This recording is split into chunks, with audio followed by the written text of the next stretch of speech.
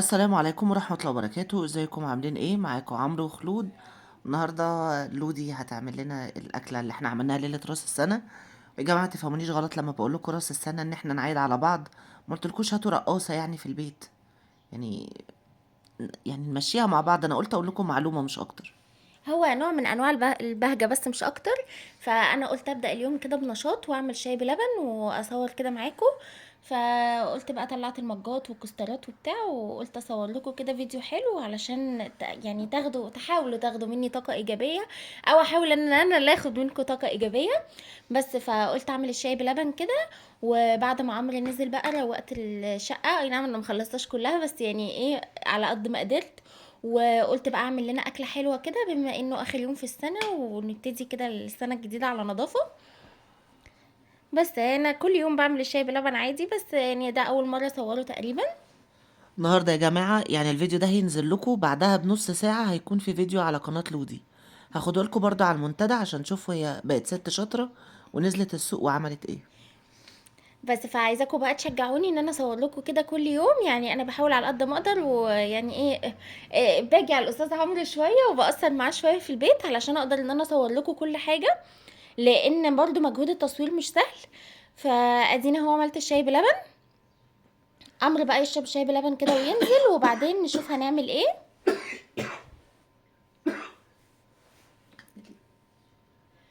بس فخلاص انا كده خلصت الشاي بلبن. ينزل هو الشغل وانا اشوف انا هعمل اكل ايه بقى. بس يعني لازم في راس السنة، في لو واقفة لو حاجة نعمل أكلة حلوة كده يعني علشان ايه. نستبشر بسنة جديدة يعني. بالظبط. بص انا كل ده بعمل سيشن للشاي بلبن يعني. كنت اول مرة اصوره بقى وفي حاجات كتيرة قوي ما كنتش بصورها، كنت بزعل ان انا ما صورتهاش. فقلت اخد راحتي شوية يعني. بس كده تعالوا بقى نعمل الغدا مع بعض. النهاردة هنعمل جمبري وهنعمل شوربة سي فود ورز صيادية. طريقته سهلة جدا، بس انا اللي ما كنتش بعرف اعمل سمك، بس طبعا استشرت الشيف اللي عندي في البيت وقلت ايه ان انا اتعلم منه يعني. دي تاني مرة اعمل الجمبري بالطريقة دي، بس اعتقد ان تاني مرة كانت احلى من اول مرة، يبقوا اسألوه انهي مرة احلى في الاتنين. دي اسمها فاهيتة الجمبري. كان عمرو برضو عاملها قبل كده عنده على القناة. هبقى اخليه احط لكم الفيديو بتاعه في صندوق الوصف. كده انا حطيت معلقه زيت صغيره وحطيت عليها بصلايه مقطعاها اي تقطيع عادي، مش لازم تقطيعه صغيره. ودلوقتي خدت القشر بتاع الجمبري علشان اعمل بيه شوربه، علشان اخدها في الشوربه بتاعت السي فود، وعلشان اخد منها جزء للرز. حطيت بقى البصل وحطيت فصين من الثوم، وحطيت كمان من غير ما اقطعهم ولا حاجه، وحطيت القشر بتاع الجمبري وهديله تقليبه حلوه كده لغايه لما يغير اللون بتاعه.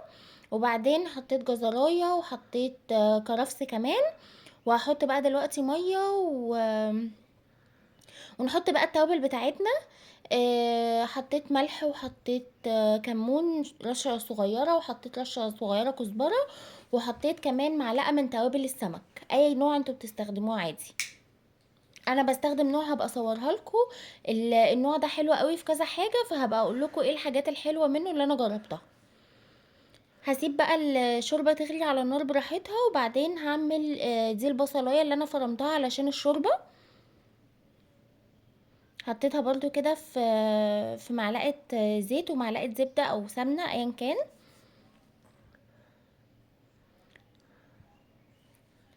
بس هو الزيت حلو، انا بحبه اكتر للرز علشان يديله طعمه ويبقى مفلفل كده وما يبقاش ملزق في بعض. كده حطيت الحاجة بتاعت شوربة السي فود. هي فيها جمبري وفيها صوابع كابوريا وفيها سمك فيليه وفيها تقريبا حاجة اسمها ايه. اه. بتاع ام خالد. آه، الاخطبوط ده وحش قوي. صغير احنا ما كلناهوش، وفي البتاع الجندوفلي مخلي. حطيت برضو كرفس وحطيت جزر علشان بيدوا طعم حلو للشوربة وكمان بيدوا لها لون حلو. وخدت طبعا المية من شوربة الجمبري اللي عملناها مع بعض. ولما الشوربة خلاص بقت تمام حطيت الكريمة. انا بستخدم كريمة يا جماعة اسمها ذا ميلك مان، احلى كتير من باقي الانواع. وهي اكبر كمان. كده بقى هعمل الرز.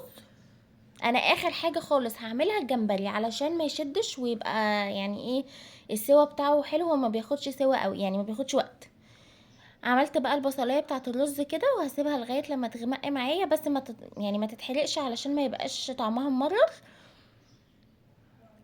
وبعدين هحط برضو باقي الشوربه بتاعه الجمبري اللي عملناها مع بعض في الاول، وهبتدي بقى ان انا اظبط الملح بتاعها واحط لها برضو معلقه توابل سمك تانية. وهنا بقى علشان نعمل الجمبري حطيت برضو معلقه زيت ومعلقه سمنه. كله بزيت يا لودي، كله يتعمل انت بزيت اللي يا كنت حبيبتي. عامل الجمبري بسمنه. والله اه. لا، اعملي بزيت. ماشي. السمنه غليت قوي. اه يعني الزيت اللي رخيص. حطيت بقى دلوقتي البصل والفلفل، وبعد ما شوحتهم خليتهم على جنب وحطيت الجمبري لغايه لما ياخد لون. وبعدين احط بعد كده بقى الطماطم، وحطيت قرن فلفل حراق. بس انتوا ابقوا شيلوا العنقود بتاعه من فوق كده وافتحوه هيديله طعم، بس ما تقطعهوش علشان ما يضيعش طعم الجمبري زي ما انا عملت. وهنا بقى انا بقلب الرز خلاص علشان هو غلي، فهوطي عليه واسيبه يتشرب يعني ويستوي. وبعدين هنعمل مع بعض طبق طحينة حلو كده. حطيت الطحينة وحطيت فصوص توم، عاملاها برضو زي ما عمرو بيعملها، يا رب اكون ظبطتها بس. وبعدين هحط خل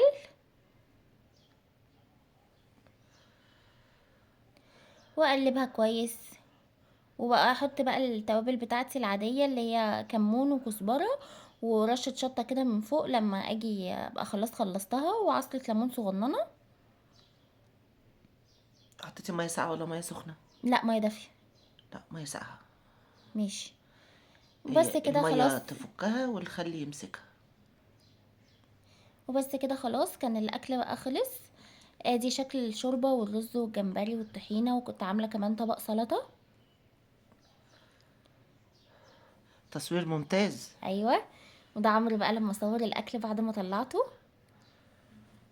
عايزه اقول لكم ان انا ما كنتش متوقعه ان انا هطلع الشوربه حلوه، كنت مرعوبه وانا بعملها. بس يعني جمدوا قلبكم كده وخشوا المطبخ وان شاء الله كده تسموا الله الاول والاكل هيطلع حلو. بالليل بقى قلت اروق عليه بما اننا داخلين على سنه جديده، فطلعت بقى الاطباق بتاعتي والحاجات بتاعتي بما اني كنت عروسه يعني. فطلعت بقى الطبق ده وجبت الحاجات دي. بسكوت بقى مملح كده، في منه ملح وفي منه جبنه. انا ما كنتش عايزه اجيب حاجه، يعني كنت عايزه اغير الاشكال شويه، فجبت من ده كل حلو، حاجه حاجه صغننه كده. ده حلو قوي.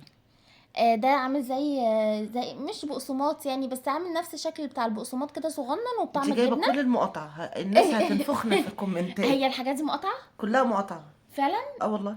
كل الشركات دي مقاطعه. اه، هبقى انزل هي اللي الابليكيشن. اشترت مش انا. ماشي، هبقى انزل الابليكيشن اللي بعرف بيه الحاجه مقاطعه ولا لا، علشان ما اقعش في الموضوع ده تاني. حطيت بقى هنا اللي هي البريتزل دي، وحطيت هنا البسكوت. هشيل بس المكسر ده هبقى اكله انا في المطبخ علشان برضو يعني يبقى شكل الطبق حلو. وحطيت بقى ده كمان، ده اللي عجب عمرو قوي، ده بطعم الجبنه. اه، انا ما باكلش الحاجات التانية المبقلظه دي.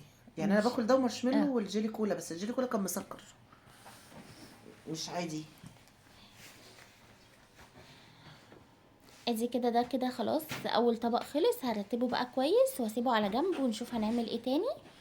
بنحتفل بسنة جديدة يا جماعة، والله مش حطيت مقصودش ان هنا انا بقى اقول لب. لكم اعملوا حاجة حرام. يعني احنا بنحتفل بسنة جديدة لان ده الرقم الوحيد اللي في البطاقة بتاعتنا وماشيين بيه يعني. جبت بقى الطبقين دول، حطيت في واحد حلو لب، المارشميلو ده. وحطيت مارشميلو، وحطيت كمان جيلي كولا. لا، في الاخر الترابيزة دي كلها وقعت، بس يلا الحمد لله يعني. احنا بنديكوا الجانب الكويس. بصوا بقى كان فيها حتة كده شكلها غريب فشلتها. يعني لازم تظبطوا بقى الاطباق بتاعتكم سواء حلو او حادق او تسالي او اي حاجه، علشان طبعا العين بتاكل الاول زي ما بيقولوا. جبت ورق الزبده ده، انا كنت جايباه اول الجواز، كنت جايباه من شيئين.